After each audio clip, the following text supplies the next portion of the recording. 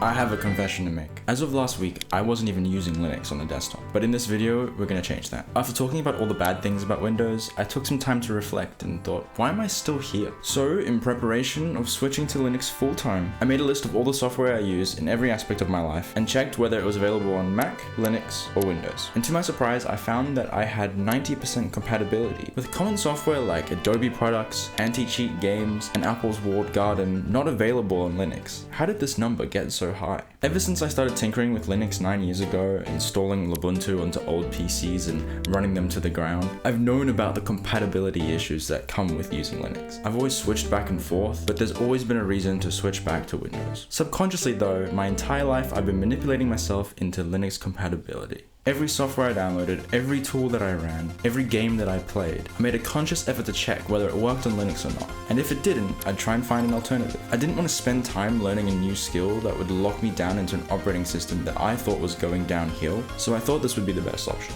At the time, I was only aiming for 60 to 70%, but without even trying, that percentage grew and grew and grew, and now the only excuse I had is completely gone.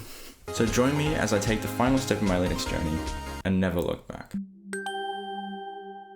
If you're new to Linux, you might be considering to switch, or maybe you've tried and failed. And honestly, that's okay, everyone has. Even though compatibility has gotten better in the last few years, there's still a lot of work to be done before you can switch, in my opinion. For example, the process I took is going to look extremely easy and simple to do, but it really hasn't been that easy. I have tried and failed multiple times, and there's always been something that's stopped me from switching. I'm at the point though where I have the ideal setup, in my opinion. I have an AMD graphics card, I don't use any Adobe products, I'm not really that keen on multiplayer games. So I mean, this is going to be a very biased video, I understand that. But even if this video doesn't encourage you to switch, I hope that it encourages you to just note what software you're using and whether it's supported on Linux or not. What video software do you use? What games do you play? What companies do you support? All of these things do matter. Maybe you dual boot and you realize that it works perfectly for you, or you already have the ideal setup. I don't know. Moral of the story is be patient, be happy to fail, be comfortable with returning to Windows or Mac, and overall just enjoy the process of learning something new, because Linux is a fun thing to learn regardless of if you use it or not. Anyway, now we get to the part that everyone has an opinion on, the distro. Before I tell you what's in here, I'm going to go through some things I considered and some criteria I want to meet when using a distro.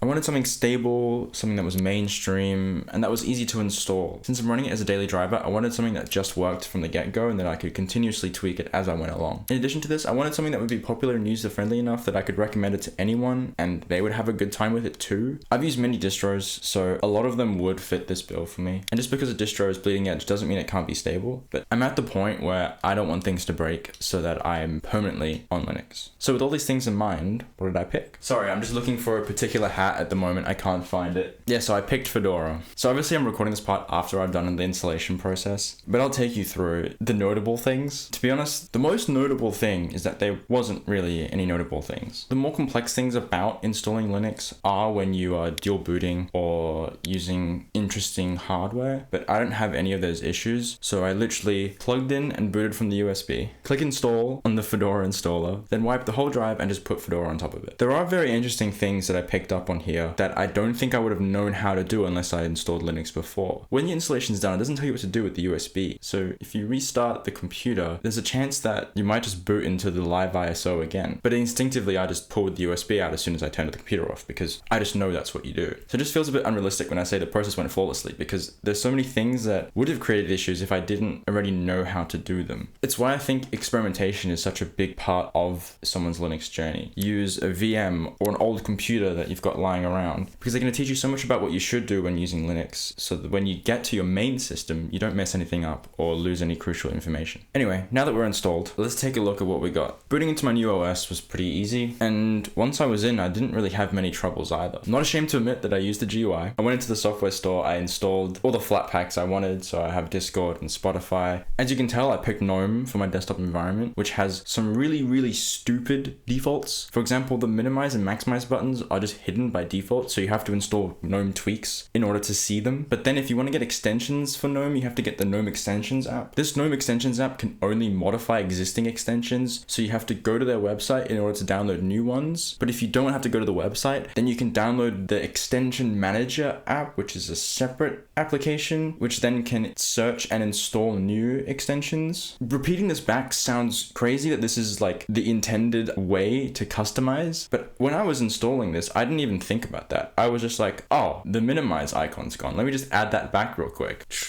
Someone please let me know if KDE or other desktop environments have the same issues, because I like the way GNOME looks and feels, but sometimes it just feels so dumb. That's the only way I can put it. Another thing that I didn't even consider when setting up that could be an issue for a new user is just the types of packages you can install on Linux. For Fedora, you have RPMs, Flatpaks, and app images. RPMs and Flatpaks are fine to install by default. Everything's already set up for you. You can just use a software manager. But if you want an app that only comes in an app image, like Helium, for example, it doesn't really tell you how to open it. I knew something like an app image manager already existed, so I searched it up and I found Gear Leveler, and I could install that from the software store. But I can understand the perspective of someone who doesn't have this context, just being like, this is so dumb. Why do I have 4 different ways to install an app? When you're starting to use Linux, it does feel like no one can agree on anything. I mean, it's kind of true. One of the main things I had to tinker with on my new installation was VA API, which basically lets me offload recording my screen onto the graphics card instead of using the CPU. I was installing all sorts of packages trying to get this to work, and whatever I did, it wasn't showing up in the dropdown of encoders. And then at some point I decided to switch to advanced mode and it was there. Wait, do I have to go to advanced mode? Don't know how long it was there for. Might have been there for a while. Who knows what I needed to install, what I didn't. But yeah, if it doesn't work, I guess do that before following the tutorial. Okay, now let's talk about gaming. As I said before, there wasn't really any game that locked me onto Windows, so I wasn't expecting the gaming experience on Linux to be that different from what I'm used to, but there were a few things that pleasantly surprised me. For example, my Moza steering wheel just worked flawlessly. It was one of those ones where I was expecting to have to tinker with it for hours to get it to work, and then I just booted up Automobilista 2 and it just worked. So no complaints there. One game that I did expect to work a lot better than it did though is Counter-Strike 2. I tried to use GameScope to lock the window down to 1080p, which did help a bit, but whatever I tried, it just felt off. This was surprising to me because Counter-Strike is a Valve game. They're one of the main companies that are backing Linux gaming, and one of their main titles doesn't even work that well. I will admit I do have a strange setup where I'm trying to play like 16:9 black bars on a 21:9 display, so there are extra variables there. But I mean, there's variables everywhere in Linux. It's Linux. I just can't help but think I'm missing something, or I didn't cache the shaders correctly. It's weird how using Linux makes you feel like you are somehow the problem, even though the software isn't working. I thought I would mention this because it is so interesting to me how the Valve game doesn't work as well as on Windows, when pretty much every other title I've tried, albeit not as performance intensive as Counter-Strike, they all work perfectly fine. I would go as far as to say that some of them even work better than on Windows. Big issue for me the last time I mained Linux was the social aspect. It felt like microphone issues and Discord and all sorts of weird audio drivers were always the issue. Like prox chat games never worked properly, although the game could run on Linux. And with Discord, you couldn't share your screen and my mic would just cut out randomly at times. But I've been using it for a week or so now and I haven't had any of those issues, and the screen recording works perfectly. It's definitely because there have been improvements made from Discord and Wayland's side of things to work better with each other, and Pipewire has helped a lot with the audio issues on Linux. And yeah, overall, it just feels like this time round has been the best time I've had installing a Linux distro.